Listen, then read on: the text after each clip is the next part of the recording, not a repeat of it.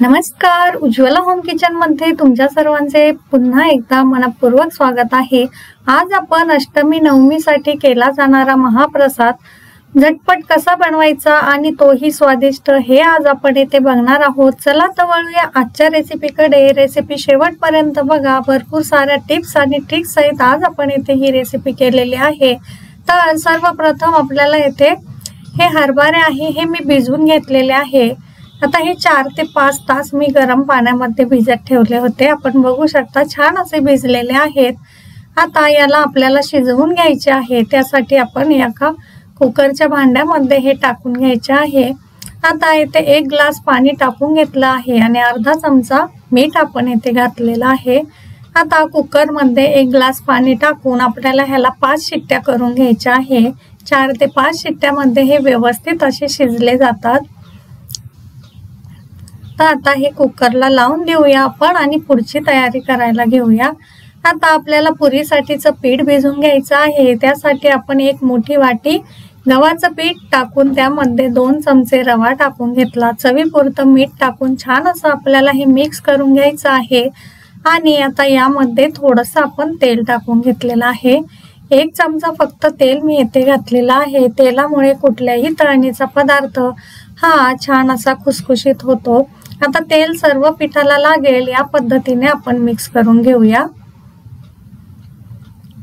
आता थोडं थोडं करून पाणी टाकून आपल्याला ह्याचा घट्ट असा डो बनवून घ्यायचा आहे।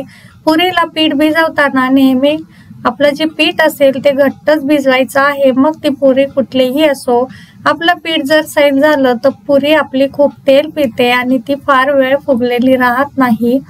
त्यामुळे पीठ आपल्याला छान असं घट्टच भिजवायचं आहे। आता हे आपलं पीठ भिजून झालेलं आहे। आपण यामध्ये 2 चमचे रवा देखील घातलेला होता। त्यामुळे आपल्याला ह्याला 10 ते 15 मिनिटं रेस्ट देऊन घ्यायचे आहे। आता हे झाकून ठेवूया आणि साईडला ठेवून देऊया। हे बघा, आता कुकरच्या देखील 5 शिट्ट्या झालेल्या आहे। आपण खोलून बघूया। आपले चणे शिजलेले आहेत। हे बघा, काढून घेतलेले आहे। आपण बघू शकता येथे छान असे आपले चणे मऊसूत असे शिजलेले आहे। आता चण्याच्या भाजीसाठी आपण थोडेसे मसाले बारीक करून घेणार आहोत। त्यासाठी 1 चमचा जिरे, 1 हिरवी मिरची, 2 इंच आलं, 2 चमचे सुकं खोबरं आणि थोडीशी कोथिंबीर आपल्याला मिक्सरच्या भांड्यामध्ये बारीक करून घ्यायची आहे। आता ही प्रसादाला केली जाणारी भाजी अगदी साध्या पद्धतीने करतात, परंतु थोडीशी 1 स्टेप आपण एक्स्ट्रा केली तर आपली भाजी आणखी छान स्वादिष्ट लागते। आता हे लहान मुलींना देण्यासाठी हा प्रसाद असतो, त्यामुळे हा आपण फारही तिखट करणार नाहीये। त्यामुळे 1च मिरची मी येथे टाकून घेतली। आता यामध्ये थोडंसं अर्धा चमचा मी चवीपुरतं मीठ टाकून घेतलेलं आहे आणि थोडं थोडं पाणी टाकून हे आपल्याला छान याची पेस्ट बनवून घ्यायची आहे। आपण बघू शकता एकदम फाईन पेस्ट आपली बनवून तयार आहे। आता भाजीला फोडणी द्यायची आहे आपल्याला। त्यासाठी एका कढईमध्ये 2 ते 3 चमचे आपण तेल टाकून घेतलेलं आहे।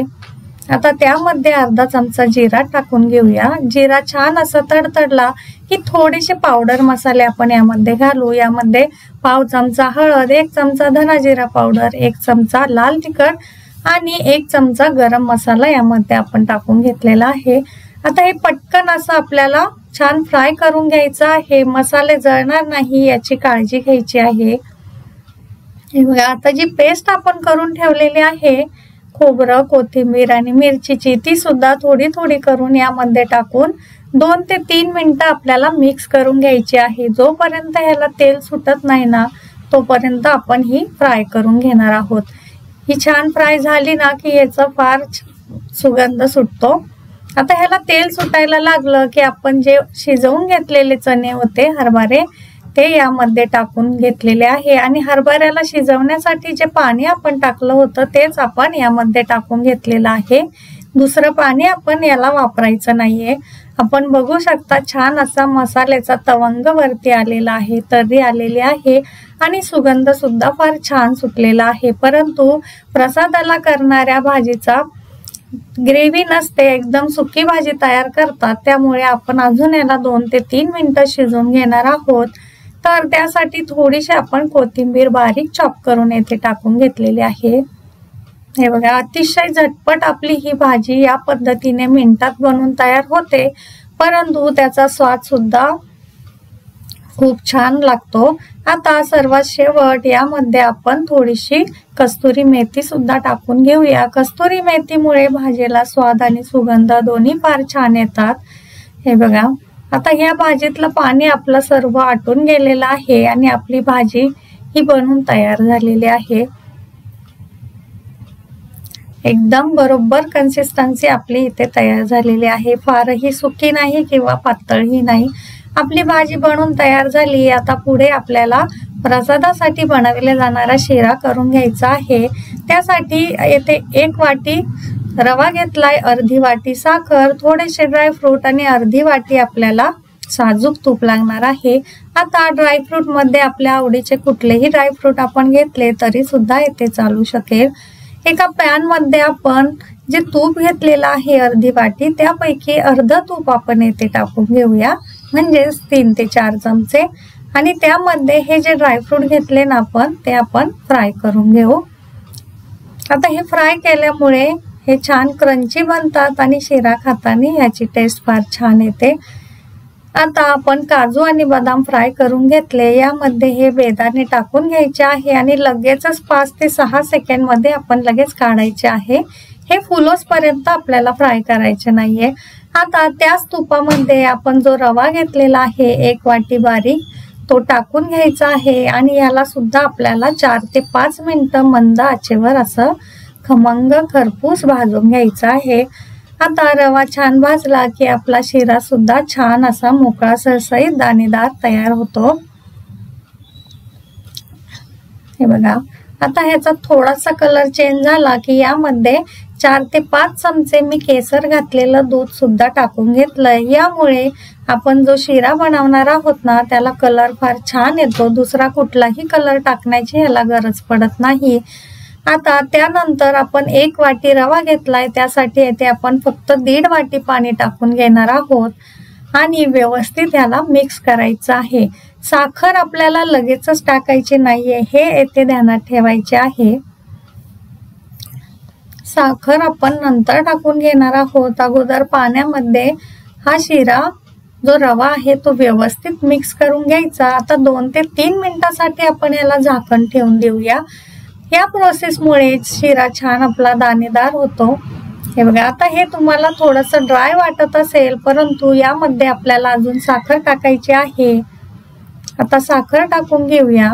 हे बघा, साखर टाकून सुद्धा आपण याला छान असं मिक्स करून घेऊया।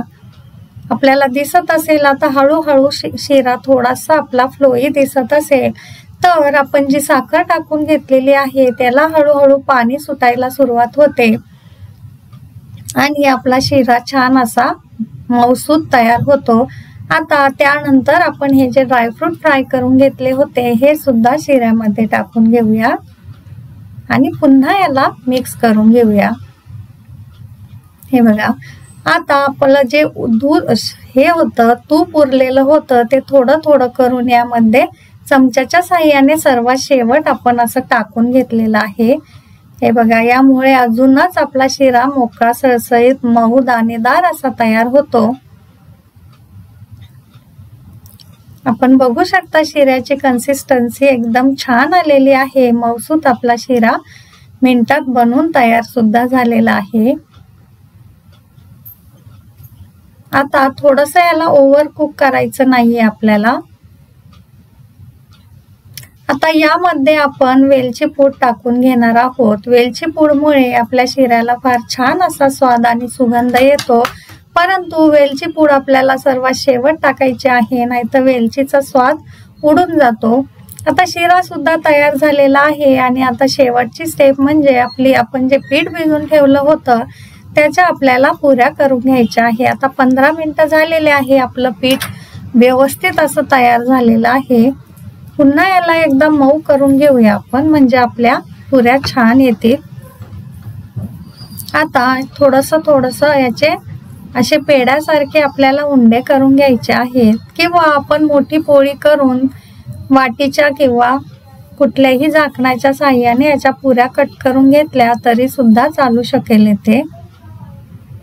हे बघा, आपल्या आवडीनुसार पुरीचा आकार आपण छोटा किंवा मोठा करू शकतो।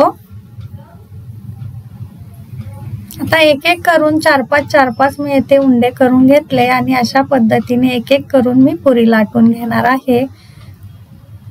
हे बघा, आता पुरी लाटताना सुद्धा आपल्याला ही फारही पातळ किंवा फारही जाड लाटायची नाहीये, मध्यम जाडीची पुरी आपल्याला लाटून घ्यायची आहे। आता 3-4 पुऱ्या आपण एकदम लाटून घेऊन नंतर या तळून घेणार आहोत। हे बघा, आता एक एक करून आपल्या सर्व पुऱ्या लाटून झालेल्या आहे। आता हे तळून घेण्यासाठी एका गॅसवर आपण तेल गरम करायला ठेवलं होतं आणि पुरी तळताना तेल छान असं कडकडीत गरम करायचं। पुरी टाकली तेलामध्ये की गॅस आपल्याला मध्यम आचेवर करायचं। आपण बघू शकता किती छान अशी बॉल सारखी टम्म आपली पुरी फुगलेली आहे। दुसरी ही पुरी त्याचप्रमाणे आपण तळून दाखवणार आहे। ते आपण बघू शकता किती छान अशा आपल्या पुऱ्या फुगत आहे। तर नेहमी याच पद्धतीने आपण ट्राय करा ही रेसिपी। हे बघा, सर्व जेवण आपलं प्रसादासाठीच तयार झालेलं आहे। नक्की ट्राय करा ही झटपट आणि स्वादिष्ट अशी रेसिपी। कशी झाली कमेंटमध्ये नक्की सांगा आणि रेसिपी आवडली असेल तर आपल्या चॅनलला लाईक, शेअर आणि सबस्क्राईब करायला अजिबात विसरू नका। सोबतच बेल आयकॉनवर क्लिक करा म्हणजे नवीन व्हिडिओ आला की त्याचं नोटिफिकेशन तुम्हाला येईल आणि पुढची कुठली रेसिपी तुम्हाला बघायला आवडेल हे सुद्धा कमेंट करून सांगायला अजिबात विसरू नका। धन्यवाद।